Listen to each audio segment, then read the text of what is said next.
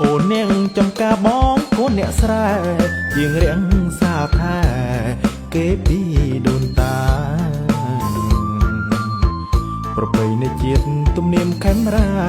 រួមគ្នារក្សាសិល្បៈវប្បធម៌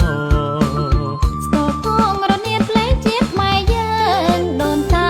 ដំកើងខ្លួនថាឲ្យបានល្អចម្រៀងរបាំយើងថែបន្តសិល្បៈវប្បធម៌តាំងពីបបទេបងជាយុវជននាងស្នេហ៍តន្ត្រីរំវងប្រជាប្រិយប្រពៃណីខ្មែរអូនជាយុវតីខិនខំធន់ថែរំក្បាញ់ផងដែរទម្រង់ខេមរា